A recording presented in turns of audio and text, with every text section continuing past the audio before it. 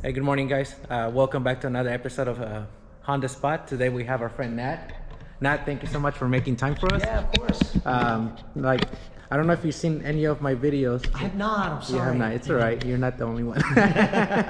We're just starting it. So, Okay. So today, some people do interviews about the cars and stuff, and which we're gonna get to it because this car is special. Yeah, very special. Very special, Very special. right? Yes. So, but today, I feel that I've seen a lot of videos of the Hoonigans. You have kind of like stepped aside for whatever reason. Yes. So I want to hear something about that. And then I want to hear about you, like what got you into Hondas, and because you have a lot of knowledge about like old Mugen parts and Honda parts. Yeah. So tell us something about yourself that you want to share. Yeah, if I could tell you, I mean, it's a crazy story, but like for me, I'm an old man, you know, obviously. I've been in the game for a long time. I grew up in the San Fernando Valley in the 80s. And I'll just say I'm 52. So in 1980, I was 12. And around 81, 13 years old, I lived right near Van Nuys Boulevard. And it was the ultimate like cruise spot. It was like Fast and the Furious Tokyo Drift, but with like 70s and 80s cars. And there was a super shops there and a burger spot, pre-In-N-Out, all this just crazy stuff. And there'd be little sections. So I'd ride my little BMX bike down. I lived like a mile away, ride my little bike down. I want to say it was like Thursday night was cruise night. I would go there and there was the big guys with like, you know, like a 72 Camaro F body with an 871 blower sticking out of the top of it, cigarettes rolled up in his sleeve. And the guy looked like he would shove my face in the locker and steal my lunch money. And I'm like, don't even want to talk to those guys. There's another guys with low riders. They looked like they would shank me. I'm like, yo, I don't fuck with these guys either. And then as I'm sitting on my little bike, just watching everything go around, there's guys in like lifted trucks and mini trucks and vans were popular back then. Like I hear a voice like, hey, nice bike, kid. And it was like kind of a nerdy voice. And I turn around and there's a group of the dorkiest looking dudes in front of like 510 Datsuns and S30Zs and old Celicas and everything. And I'm like, they weren't V8s, 2002 BMWs and everything. I was like, whoa, what are these? You know, and I'm like, and they were different. And to me, when they say there's no replacement for displacement, for me, I felt like there was. I'm like, yo, these are my people. They're sort of like nerds, outcasts. They're not the traditional like V8 Holly and Edelbrock centerline wheels, BF Goodrich tire type like drag racers. They're like different kind of guys. I'm like, do you guys drag race these cars? And they go, no, we canyon run them. And I'm like, oh, and then from there, I was just like, I just loved the element of having like small displacement cars that can run with the larger displacement cars. Fast forward a few years later, I'm racing pedal bikes with a buddy of mine. I was a road bike racer, mountain bikes, BMX, triathlon, everything. And I'm racing bikes with my friend, and I had a MA70 Supra. And I had a Supra with bike racks on it, and we go bike racing and everything, and I had some HRE wheels on it. Nothing too crazy. And one of my friends had a Suzuki Samurai, back when you lifted Suzuki Samurais on 31-inch wheels. He was making, believe it or not, a left-hand turn, and the vehicle just tipped over, totaled the truck and everything. I'm like, what happened? He goes, I was making a turn, trying to outrun traffic. I was going too fast. I'm like, doing a left-hand turn, but the Samurais just fell over, you know? So I said, what do you want to get next? And this is my friend's younger brother, and he goes, I want to get a Civic, you know? And I'm like a Honda Civic? And I'm like, oh, I kind of seen them at the street races, but I didn't think they were that good. And they were top popular at the time. You know, yeah, no. So he goes, there's a brand new one coming out, and I'm going to get it. It's going to come out in summer of '93, you know? And we were, all, you know, hanging out in that summer. Before he had the car, he had BBS RS mesh in gold, and he had GT Mugen was the license plate, and he had a Mugen valve cover. He had the twin loop exhaust. He had like everything. And this is all original stuff, right? This is original. Because there's no replicas back in those days. There's no reps back then. Right. But I didn't know what Mugen was, and I'm like, holy shit. And he had seats. I don't remember what seats he had, but he had seats that he had, and I'm like, wow. And I'm like, you know all this stuff is going to fit? And he goes, yeah, I know exactly what I want. I know what I'm getting. I'm going to get this model, which is the SI, and this is the head, this is the valve cover. And I'm like, okay. So sure enough, like I don't see him for a couple weeks. I come back, the car's like done. He got a Milano red, EH3, SI, and I just fell in love with it. It was slammed on the RSs. And he goes, yo, you have a really nice car. You should come with me. I'm running with like a, you know, back then street race crew. And I said, okay. I said, I'll come with you, but my car was naturally aspirated. MA70 wasn't that fast. So, but it was set up to canyon run, you know? And so I said, yeah, I'll go out and I'll watch drag racing. And the crew that he was with was Redline. And they were, back then it was Wicked Racing and Redline and Cyber and PCR, Horizon and everything. All those crews would run in Silmar and Gardena and City of Industry. And I would go with them to the street races. And I just, man, there was a guy named Orley that had a beautiful HF CRX full Mugen, MR5s with the center caps. And I was like, oh, I just fell in love with Hondas right from that moment. I've always been a Toyota guy. Right. My early days was always like, import sport compact, which predated the Hondas, but I loved it. And then there was a guy that had an EF, and his name was James Zaldua, and he was Redline, JR Redline, I think is his Instagram handle now. But back then, he had this beautiful gray, gunmetal gray EF, and it had a Mugen body kit. It had the Mugen sports exhaust. It had, I think he had your same wheels. I think he had the CF48s on it. And I was like, oh my God, this thing was beautiful, and it was so fast, and he would never bring it out to the street races. They go, no, he's racing in sanctioned drag racing now because the car is so fast. And it was a 12-second Civic before there was 12-second Civic. Nice. And he would break off fools like street domestic V8 guys in his little Civic. And, and it was so cool to see those guys do it. And for me, that's when my love of Honda started. Fast forward, always wanted to work in magazines, be it cycling magazines or car magazines. I somehow had an opportunity to work for Peterson Publishing, which is where Hot Rod and Motor Trend were started. And I was at a small magazine called Max Speed, which was an offshoot of a larger magazine called Super Street. Did really well for the magazine. Ended up leaving to go start a website called overboost.com.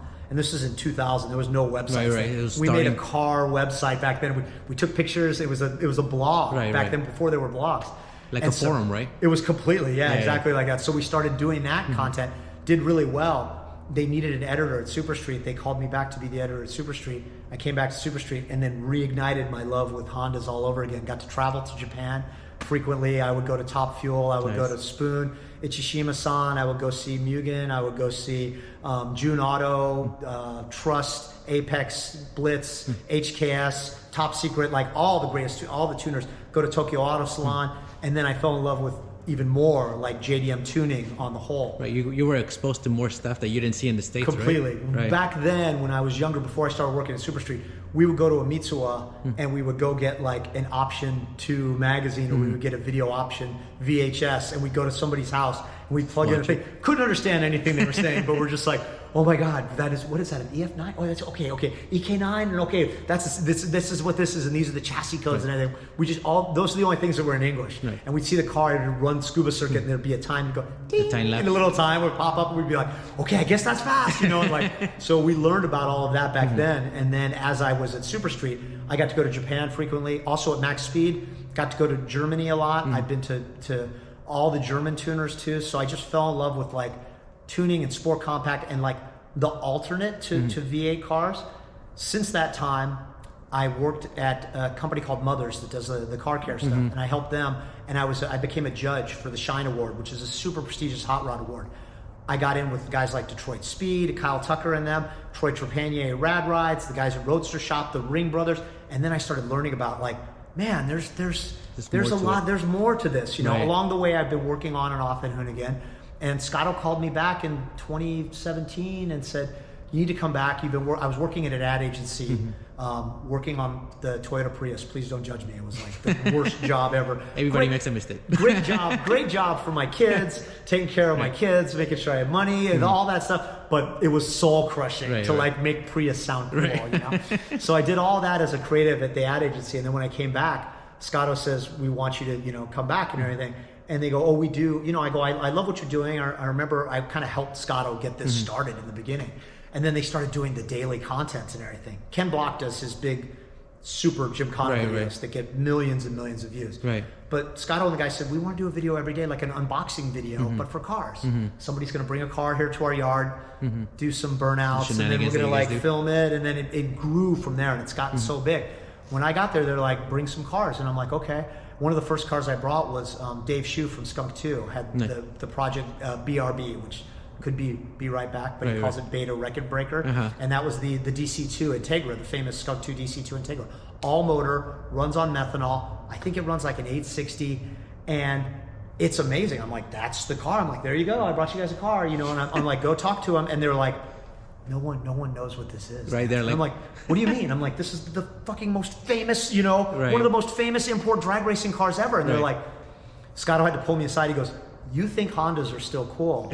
But we all know, like, Fast and the Furious came and they got kind of cool, and then they got almost like peak Honda, and then tribal body kits and horrible wings Right. and terrible paint and Right. before wraps and everything and horrible interiors and everything. You're just like, oh, this is just not what the Honda world's Right. about. And then people shied away from Hondas going, oh, that's, you know, super cringy. It's not a good style, you Right. know. And then it took guys like, you know, Ryan Bassery and Big Mike He did a good and job on Joey this car. Lee to like kind of bring back and say, hey, Hondas are still cool, but done in a cool JDM Right. for better or for worse style. Right. And I never really realized that. I'm just like, yo, Hondas are still cool, you know. But Scott was like, yo, Hondas are not cool anymore, and none of the guys know. You need to come on the show. And I'm like, yo, I'm not youth marketing. I'm not the guy. I don't want to be on the show and everything. I don't like being in front of the camera. And they brought me back and said, come on, go on the show. And I had to take a beer. I'm like, give me a beer because I'm going to drink a beer because I'm super nervous. And I went on and they went, who's this old guy? We hate this guy, you know. And then people started to realize, oh my God, he's really passionate about Hondas. Right. Truth be told, I'm not purely a Honda guy. I'm a sport compact JDM guy. But I've been branded as the Honda guy because no one else on the staff, show, right. like so as much as like Vin knows so much about Honda, Scotto knows so much about Honda. Hertz started as a Honda guy, but none of those guys like to flex and say they're Honda guys. Right. They're embarrassed to admit it. So all of them said, you know, Nads is going to be the old Honda guy. So I'm the guy who sort of like talks about Hondas. I came up there. I was there on site when Steph Papadakis ran the first pass into the nines Nice. with his Civic. That it was yellow back then and had no stickers on it. Him and Sean Carlson, and I didn't know what a big deal that was. That's what a noob I was. I was just like, everybody's going crazy at like 998 or something like that. And I'm like, okay, I took pictures of it. I'm like, I guess that's kind of cool, you know? So I've been around for like a lot of Honda history, and I've been fortunate enough to be at Overboost and Super Street and even at Hoonigan to see all of that. So for me now to bring that back into the fold I've been super honored by it.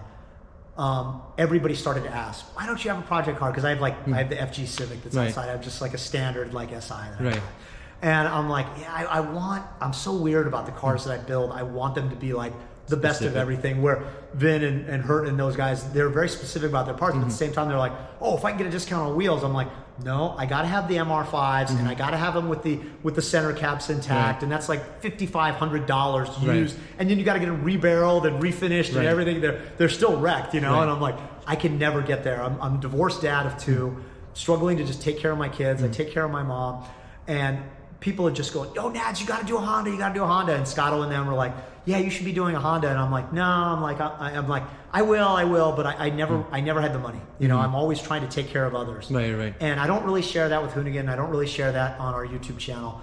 And, you know, the guys just started asking me, they go, yo, if you could do a Honda, what would you do? And I'm like, if I could do any Honda, I go, oh my God. I'm like, what would, you know, that's a good question. Right, I'm right. like, I love the NA1 NSX. I love the AP1 S2000. I love the DC2 USDM Type R, you know, and I'm like, oh my God. I'm like, but for me, the Honda that I would do would have to be a Honda hatch. Right. And for me, it's EF, EG, and EK, you know? And the EK is a little too new school for me. And the EF, like, guys like Kenji from Ready can do the ultimate EF. Right. I can't do that. Right. You know, I can't find like the Gather's radio and Honda Takes a long Access time. dash pad and all Right. that. I'm like, yo, I'm never getting down like that. I'm like, for me, I'm like, what I remember is, you know, James Zaldua's, the EH3 that he got, the EG was my, like, even though as much as Junior ZF was the one, when I saw that car, I fell in love with it. So to this day, I've always felt like, to me, the EG6 is like the hatch. I know it's an EH2, but this is always going to be an EG6. Right, to me. right. But so the EG6 was like, is my hatch of all hatches. So I said, I do an EG6, and they go, oh, what motor would you do? I'm like, I do something stupid like a K-swap or something like that and everything. And the guys called me in one day, and they bought me and built me a beautiful Civic for a bunch of non-Honda guys. Like, look at what this one's clean. It's so clean. So Vin, bless his heart, like, he's the Honda whisperer. He's the used car whisperer. Like, if you look at this car, it's a respray, but what I love about it is it started as Milano red. So it's a respray in black, and it's a little rougher on the edges, but other than that, like, the dash is intact, like, the door panels, all the interior pieces are there. There's a carpet kit from Summit, and they changed out to, these are Sparco Evos, Sparco harnesses, Get NRG pad. Even Dan included, because I'm an old man, included the factory, which I wouldn't recommend using this because it's not Right, the it won't safest, hold you. because it doesn't really hold you. But if I'm running to the grocery store or Right. something like that, I kind of like that, you Right. know? Sparco wheel and suede, Get NRG. hub, get NRG shifter, and then. And again, the guys built this car like this because period correct to that time that you were into Hondas. Black with red seats and gold wheels. And Vin even said, he goes, man, you were the hardest guy to build for because we couldn't get you like Volk T37s, but we didn't want to get you rep wheels. Right. So the NK RPF ones, but I'm looking at these NKs, they even did them in like 15/8 with a 205/50. It's got the chunky sidewall. Yeah. Didn't even slam it all the way because, you know, to hurt, that's slammed. To me, this is slammed. That's I'm like, slammed for me too. this is slammed. I'm low. like, yo, this is too low. Now that I've had it, like, these are plus 28 wheels. I probably am going to need to swap to like a plus 35 and maybe raise it by like a half inch. So it's a little bit too low. I definitely want to do like a cage, like an auto power, or my boy Jason Whitfield does cage. So there's a couple little things I want to change, but like, I mean, all the lights work, everything's intact and everything. You know, I know everybody's giving me shit. I know I need a lip, but I want like a spoon lip or a Mugen lip, and even the OEM plus lips are so expensive. Right. My friends at Saibon hooked me up with a hood. They say they could hook me up with a lower lip, and I love Saibon. It's beautiful, and the weave's super tight. Right. But for me, I want like that spoon bare carbon hood. The mirrors are reps, but I want real spoon mirrors. I want the real spoon duckbill. But like all that stuff's so expensive, and I'm also like the smartest idiot ever because I know all about spoon, right? But I don't know how much any of that costs. So I'm like, you know, I have Hawk rotors and pads, which work great. For, this car weighs 22.29. 2,000 pounds. light. Isn't that crazy? It's light. It's super and light. It's super light, right? You're a Honda guy, so you know. So like, to me, I was like, oh my God, I forgot like how light it's the best slow car fun ever. Right. And I want to get spoon brakes though. I'm like, I'm gonna get spoon brakes. Calipers? And I know the guys, they're the little wheels big brake, right? For Honda guys like us, right? Honda guys and girls. So I'm like, let me just look up like Spoon Sports USA. Let me just go $1,790. I'm like, oh my God, they're almost 2,000. So I don't even think of those. I want like even the spoon windshield wipers. $100 for spoon windshield wipers. The mirrors are $900, you know. But I want all of that. But little by little, man. Cash dreams, but you know, cash poor. So, but here's what I love that they did. They didn't even swap the K series. They went to JDM California, and they were gonna get me the K swap. And while they were there, Scotto looks around and goes, hey man, is that a B20? And they go, yeah, it is. And he goes, yo, Nats is an old school guy. Let's do it. And I'm so thankful they did that. I'm so thankful they didn't start with a K swap. Right. So it's just a B20 swap. It's a non-VTEC. Right behind the car, I have a total VTEC head and everything that I have to do too. But it's got Skunk 2 alpha header, test pipe, keep it on the DL. Super clean, right? Even the respray, they resprayed inside the, you know, you can see the Milano red a little bit there. Right. Skunk 2, like Dave and the crew and Dr. Charles and everyone, like, gave me like the entire Skunk 2 catalog. So I have Skunk 2 strut tower brace, I have the 12-way Skunk 2 Pro coilovers, I have Mishimoto radiator, Optima battery, Hotsport motor mounts, AM, old school AM intake system. They have a new model that's coming out that I'm gonna swap to. And then I have the full like Skunk 2 valve train with the throttle body, the fuel rail, 750cc Grams performance injectors. All that's going to be coming, but I have to put that on because the guys, A, didn't have enough time, and B, they kind of wanted to give me something to do. Right, they love you, but they don't want to show it all the way. Exactly, so they're like, here, you still have to do more work. So obviously I can put the extra Hotspur motor mount in there too and everything. But and it's funny, they talk about a lot of crap about Hondas, but yet they know a lot. Right? Look at this. They know exactly what to choose. Yo, like I said, like guys who talk shit about Hondas and claim we don't like Hondas, we don't know anything. They built me the ultimate Honda, and now everybody's like, "What's your next step?" And I'm like, "Well, I'm going to ruin it clearly because I can't improve on any of this." Right. Maybe a couple motor swaps, maybe a couple different suspension work. I definitely want it to be like a drive to the track and have fun at the track. And I said this on a couple videos and a couple other interviews. But one thing that I really want to do is I've never had a front wheel drive car get into the 10s. So I want to go 10.999 on a quarter mile. That's my goal. And I also want to do, I started time attack at Buttonwillow at Clockwise 13. I've only gone as fast as 204 at Buttonwillow. And that was in a 500 horsepower top fuel Zenki DC5. So that's a lofty goal at 204. And now I want to go 159. I want to get into the 159s in a front wheel drive Honda, which is aspirational, but right. It's possible.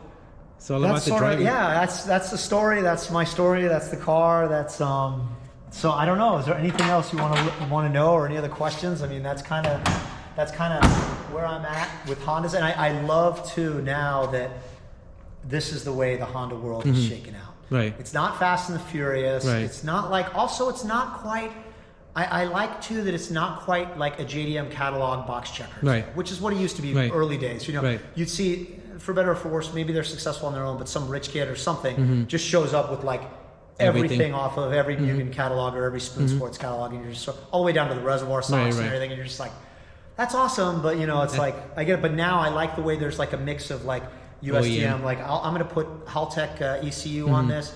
All Skunk 2. I'm gonna have Golden Eagle. There's gonna be Mishimoto. There's gonna be like a blend of like everything on there, you know. The good of everything that's completely out there. And I'll never get to your level. Like you guys are like with your impossibly cool cars with the paints all done well. Like I'll never be able to get like the Gather's radio or the. I got lucky on that one. You know, I know. See, I can't get to that level. So as much as I'd want to do that, I even down to like obviously this is I show you again. This is obviously.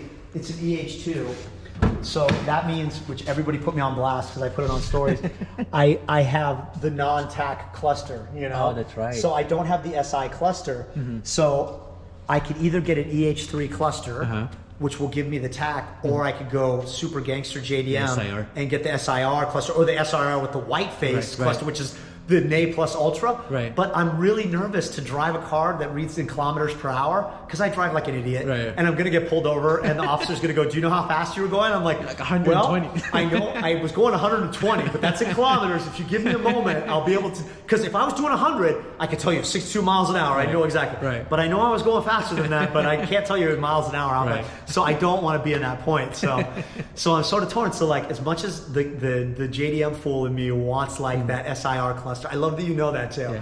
I'm probably going to end up trying to go for like an EH3 cluster, you know, so it won't be the super JDM car. It won't have all the finished window rubber. It won't have like anything like Honda Pro Jason or like, you know, never say never, man. You know, I know. So definitely need to change the wheels and a few other things. So, and I'm just hoping to like inspire others to say like, it's okay to have a Honda. You know what I mean? While we're here, we look at what Scotto's getting into. He's embracing his roots. So we want to maybe even do a drag race between my car against his car. It's like the Mark I Golf, which preceded the cool Honda hatch world, you know, versus like, to me, this is the ultimate Honda hatch. Yeah, I choose it. I choose this one. You know, yeah, so do I. 100%. So do I too. So do I. Even if it loses, I don't care. Exactly. This one's cool. So I'm glad you bring the whole inspirational thing because I wanted to. The video is kind of intended also for new kids out there that want to get into the Honda scene. Not necessarily just Hondas, maybe any cars.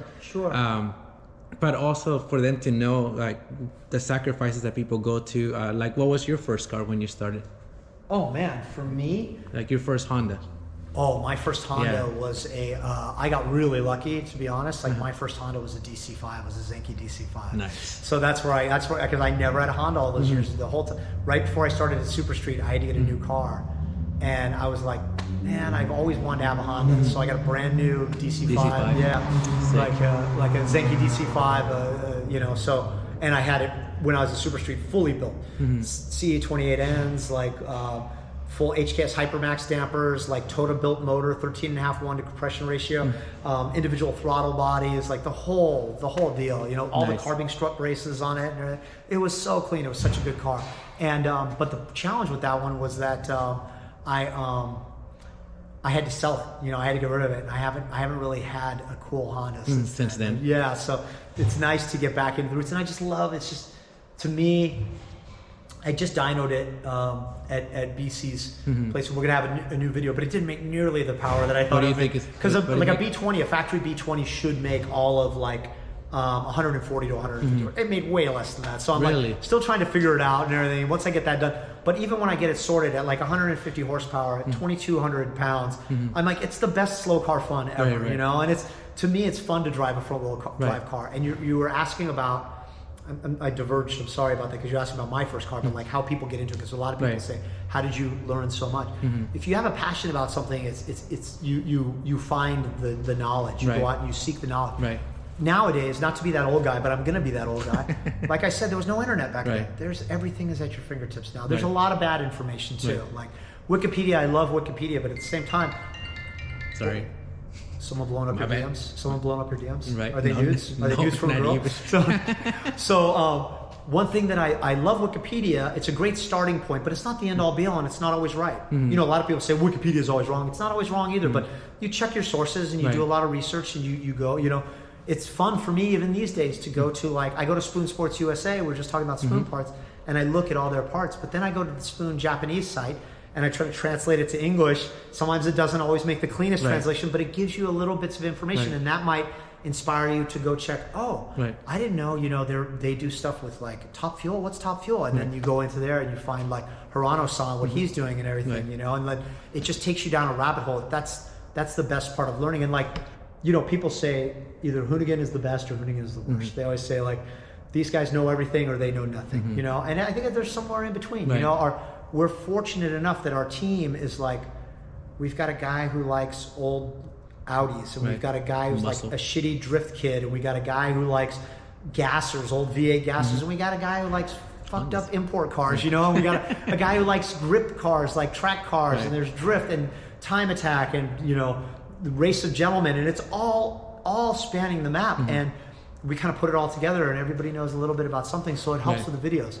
Yeah, the reason I'm not on a lot of videos is because I'm so busy working. That's like, I got this car like it's probably been a good month and a half now. A month and a half that I have it, and I haven't done anything to it yet. I'm like still nut and bolting it, still trying to paper the build, and I'm here today at the shop trying to figure out what my next step is, trying to figure out how to do the VTEC head. Yeah, I love it too because I have the LS gear box. That's what I have. So now you have the LS VTEC. Yeah. So to me, I'm like, when I say that, people are like, what's LS VTEC? I'm like, oh, that's the swap. You know, it's like you do the big B20 and then you do the whole thing. You know, it's like so I'm excited that I have that, but like I want to get my head ported and I want to get the valve cover painted and everything. So I need to send those out. I need to break down the head and everything.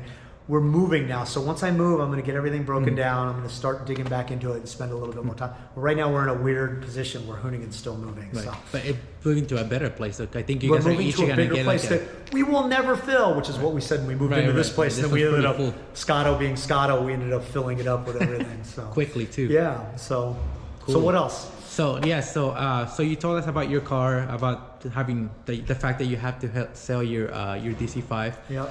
Now, when you were driving the DC5 back in the days, I think the Hondas were hot on the streets. Oh yeah.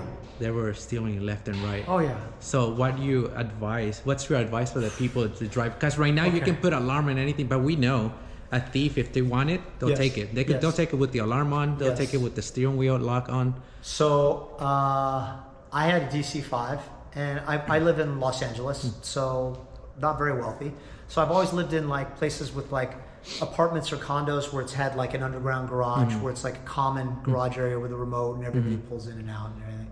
But I'm always careful. Every place I live, make sure they can't see your car from the street. That's the only thing. Right. So every girl I've lived with, she has the little West LA girl starter pack car that's got like a little, it's got like a little mini SUV, and then I make sure they park closest to the street, and then I tuck my little DC5 behind it and everything. But now my current spot, it does have, you know, common parking, but it's like there's Tesla and 911 and BMW and Mercedes. I'm like, no one's gonna mess with this car. Right. So I took it home one night, couldn't see it from the street. I parked next to like a giant, somebody's got like a giant Suburban or something.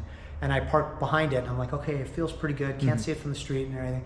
I pull the steering wheel, and sure enough, it got broken into already. So I've already had my tools stolen out of the back of it, because I'm sure you know, like out of all Hondas, like the EH, the EG6 is like the easiest one to steal. You're like, you could start this, you could with the screwdriver, with any Honda key except mine. Apparently, my key doesn't work, so I cannot open my own door. But any other Honda key, give me your Honda key, I'll open it with yours. But my key does not work, so I cannot lock my door. I have to go in through the other side. Oh, well, we're gonna do this. Are we gonna do this right now? Hopefully, it doesn't get locked. It doesn't get stuck.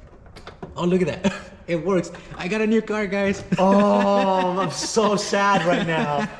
So that shows you, like, I got a new car. Like, look at that. Like how easy it is. So now so the car got broken into. The guys gave me a gear wrench tool set, and then I also had my own tool set with a bug out bag and jumper cables, fuses, like spare bulbs, just a bunch of stuff that I always keep like for tools, you know. So lost all of that. So I'm really bummed about that. Trying to rethink my strategy now. Don't have wheel locks. They gave me wheel locks, but it didn't have the key. So they stole the wheel locks because that was in the bug out bag too. Then people were like, pull the ECU, pull all the plug wires. I'm like, I don't want to do that. So to me, what I'd advise is a kill switch. A kill switch, but it doesn't prevent people from, look at that, any Honda key still opens it up. So I'm just going to remove everything and hope they don't steal the seats. Stealing the seats is hard. You have to take the whole car. But like you said, they will drag these cars. Even when I pull the wheel, take the wheel inside with me, put the Get Energy lock on. So if you even bring another detachable wheel with you, you can't put it on. But even still, it doesn't matter because you can still get into the vehicle. Right. There's trackers you could get for them, which is the next thing that I kind of want to get, and an alarm. I was going to try to do what I really wanted to do, and if people could do this, this is what I recommend. The more I was thinking about it, is getting a Nest or like a ring, and then putting it above your car, and then you could see when the motion happens, and then the light will go on, and then you could actually talk to the criminals, go, "Hey, can I help you?" And that would like scare them off. But my problem is, I don't have any internet where my car parks, so I can't connect there. So a couple people said there's alarms nowadays that have cameras inside the vehicle too, so I might be able to talk through there and make the car its own Wi-Fi hotspot. But there's a bunch of stuff to do. So right now, I leave it at Hoonigan, and I'm locked in with a bunch of other amazing cars, so nobody cares about old Honda. But I won't take it to dinner. I won't drive it anywhere. I go surfing early in the morning. I won't even bring it surfing because I won't park it in Venice before dawn. Venice Beach, the car will get stripped, you know. So that's the one thing I'm a little bummed about it, because I can't quite enjoy it. Like if I take out, my special lady friend comes into town, I want to take her out to dinner, I wouldn't even valet park this thing. I'd be so nervous the whole time. Like, and you want to drive these and experience them. So that's a big problem with these older Hondas. With my DC5, that was, you know, it was a modern vehicle. You know, it was from 1994 to 2000. You know, and 2004, and it was like, you know, there was an alarm on the key and everything. There was a remote and everything. It just, that one was much more secure than this. These were just never. You know, what do you do? What do you do for that? You know, it's like park it in the garage. Exactly. Never leave it out. But back then, when I had to park it in the streets too, or in my parents' driveway, and it's scary. Super scary. Like I used to work at a funeral home before. So I used to take the hearses out, and I used to ask my boss if I can park it inside. So luckily, he was a good guy, so he'll let me park it inside. I'll leave my little oil stains on the floor. This was leaking oil. I took it and I drove it, and it leaked oil all over the place. Trying to figure it out. I wasn't sure it was a transmission drain plug. And then the guys all told me, they go, "Yeah, that's the rear main seal. We noticed that when we're putting it in." And I'm like, I hate to look a gift horse. And I'm like, why didn't you change it when you had the motor out when you were doing the swap? You know, it's so easy. And they go, "Yeah, well, we kind of thought about it. Hoonigan, we just put it in." I'm like, "Oh." So I took it to my friends at Project Import, and they're like, "Oh, it's not the rear main seal. It was just the oil pan gasket." Gotcha. So we swapped that out. So now it's good. I'm going to take it to some track days, enjoy it as is. But then I have plans to motor swap and drag race. And I want to, like, as you talked about, like, you know, I would love, like, my car to be a little bit of a resource for, like, here, while I didn't do the B20 swap, I'm going to talk people through how to do the VTEC swap. I'm going to talk people through how to port flow the head, how to you know, match port the valves and everything. And then I'm going to send out the valve cover to be refinished, and then, like, kind of do it right. The guys are like, "Let's do it right now. Let's put it together." And I'm like, no, I kind of want to see, like, what's a baseline dyno of a B20, and then what's a baseline. Mine's not necessarily baseline because my VTEC head is not pure VTEC head. It's full Skunk 2 valve train with massive throttle body. You need a tuning. I do need tuning, and I did get Haltech. I just got a Haltech 1000, which is amazing. So it'll allow me to grow with the as I do the swaps and everything else. I can have, like, a consistent element to it. What's funny is I used to take my DC5 to Sean Church, and I had a Hondata K-Pro in it. And I would take it to Sean Church at Church Tuning, and he would tune my car for me. And now everybody's saying for Haltech, yeah, go to Sean Church. And I love that he's still in business. The Church is still in business. I can go to one of my old school friends and have him tune it. I was going to have Steph Papadakis do stuff on it, but it was so funny. In the very first video in Hoonigan, we drove, the guy said, "Well, you get to go on a canyon drive with us." So I got to go with them. We drove up PCH and we park. And, like, I'm sitting there, we're at a gas station, we're waiting to meet other people, and I'm like, this is awesome. And, like, a bike comes up next to me, and this guy looks up at me and goes, "Hey, man, what's going on?" I look, and it was Steph Papadakis. Who was, you didn't even know it was him? He just rolled. He goes, "Thanks for the invite." I'm like, wow, how did you get here, you know? And, like, everybody goes, "Oh, my God, Steph, this is awesome," because he's my hero, you know? And they go, look at what we did for Nads, you know? And they show him the car. He was, like, standing, like, across the parking lot for the car. He goes, "Huh." And he goes, "Didn't even say, cool, good job, super happy for you." It's just was like, he's like, "Welcome to 1997, Nads. You got a B swapped a B20 swapped EG, good for you, you know? And I'm like, it was such a letdown, but it was so funny because stuff's like, I do 1,000 horsepower Formula Drift monster machines now. Why do I even care about Honda? But it was so funny to me because I'm like, Steph, you got to see my car. And he's like, yeah, I've seen it. I don't care. You know? So that was pretty funny. So nice.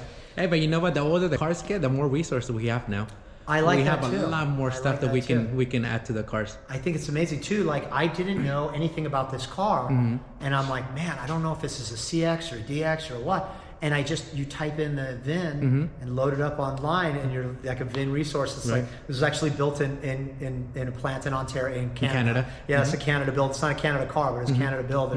And to me, like that was neat to learn all of that just from the VIN. Right. You know, so it's amazing to me that that's when you say resources now.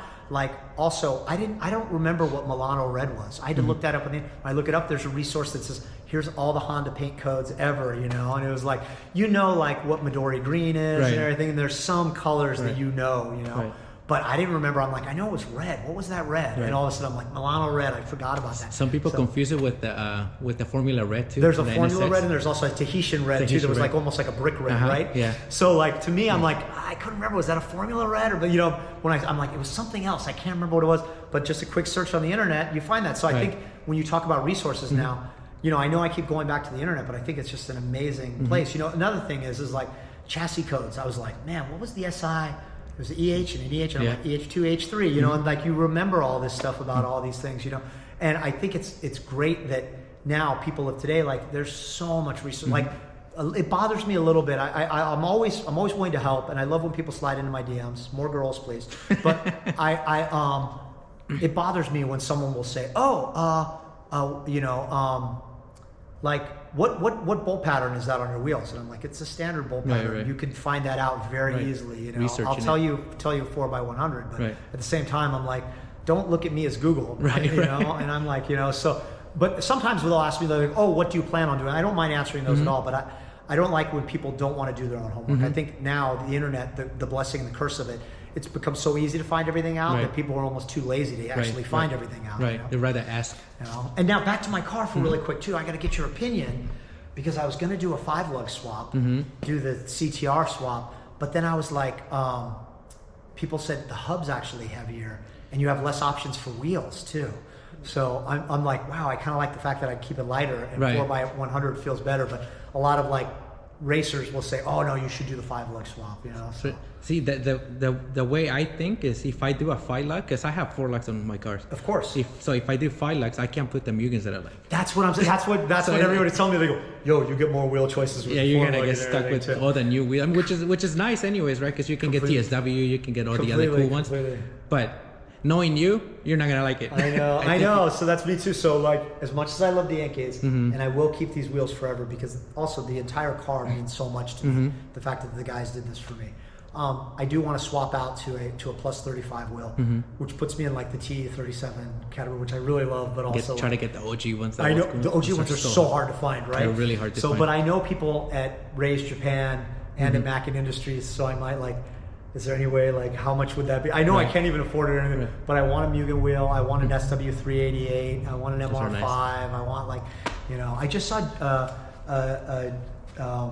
Joey Lee posted, like, his all-time favorite wheel of all time. Oh, really? It was the MR8. The MR8? Yeah. So it's like the 8-spoke, you know? And I'm like, oh, that was a weird choice. But he said, as a photographer, I really like the way the spokes come out in the center hub and everything. You don't see those at all. Yeah, you have to flip through some magazines to come up with one. Right? I know they kind of like they're a mid old school wheel, I guess you call them. So they kind of like after the MR5s and after the CF48s and all that. Like after all those came out, like those MR8s and MR10s came out and they disappeared. Yeah, they sort of were like hot, and then everybody went back to these and then went to like the newer style wheels. And I'm like, what happened to them? It was like it was weird. It was like that one era of Volk when you look at like GTCs and GTVs and all those and everything. Those 3-piece Volks that came out after the TEs, that you were like, dude, these are hot, and then they kind of went away, you know.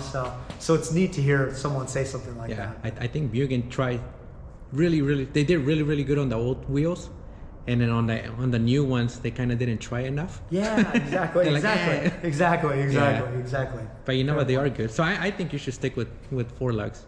Okay, good. But I mean, that's Thanks, my Brian. opinion. Appreciate it. You Appreciate it. won't be able to put the your other thing spoon is- wheels The either. other thing is, people will tell me, they go, "You're the Honda daddy." I go, "I absolutely am not a Honda daddy.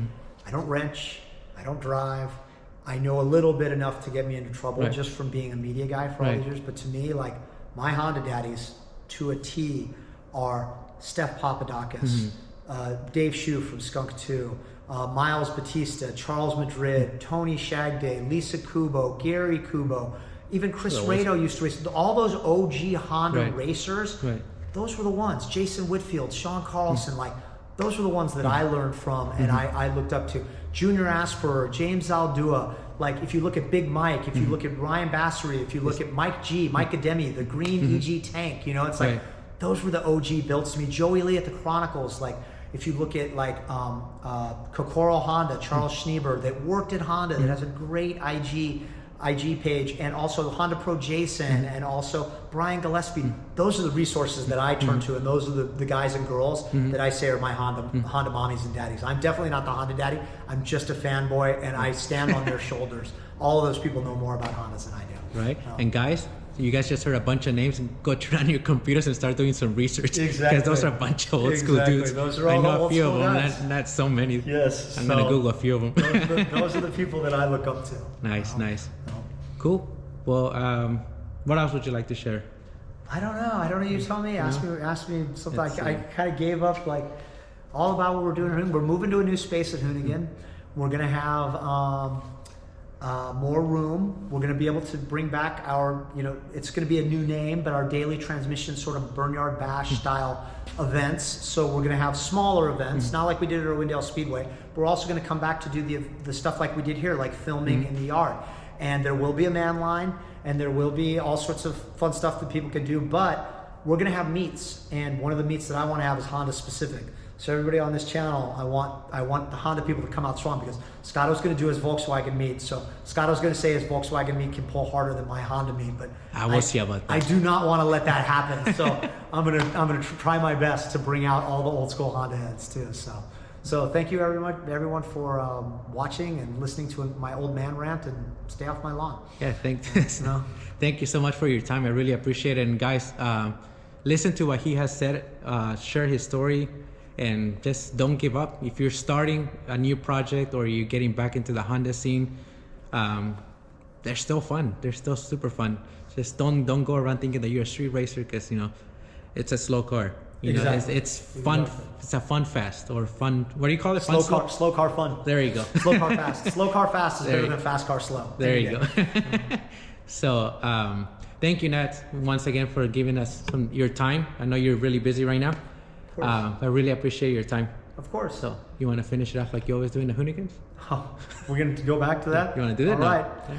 That's a wrap. All right, guys. We just interviewed Nat. Nat, thank you so much for making time for us today. It's a beautiful weather here in Long Beach. It's really hot. I love it. It's better than being cold. So sorry I didn't get to do any cinematics of the building or anything. They are moving, like he said, and they have like some clients' cars right there and stuff. So I don't want to film other people's cars without their permission. But nonetheless, Nat, thank you once again for everything, for all the stories that you share about your cars. Too bad that you had to sell your DC5, but nonetheless, you have EG, and then now you're gonna work on it and then build it the way you like it. And again, your buddies right there from the Hoonigan crew, they do love you. They just don't want to show you all the love, so they gave you enough work to keep you busy and stuff. And they said it in a video too, so that's kind of funny. But it was an honor meeting you, man. Everybody, thanks again for watching. Go check out the Hoonigans videos right there. You'll see it's one of the last 5. It's part 1 and part 2 when they get the Nat's EG. So go check it out. That car is beautiful. If he takes tomorrow to the EF versus DA at the Grady location, EF versus DA meet in Irvine at the Grady location. So go check it out. It's gonna be from 9 to 11 a.m. I'll be there filming, and hopefully if Nat's there, I'm gonna be doing a little cinematic about on his car. So that should be fun. So anyways, guys, thanks for watching. I'll see you guys all later. Stay safe. Have a good day.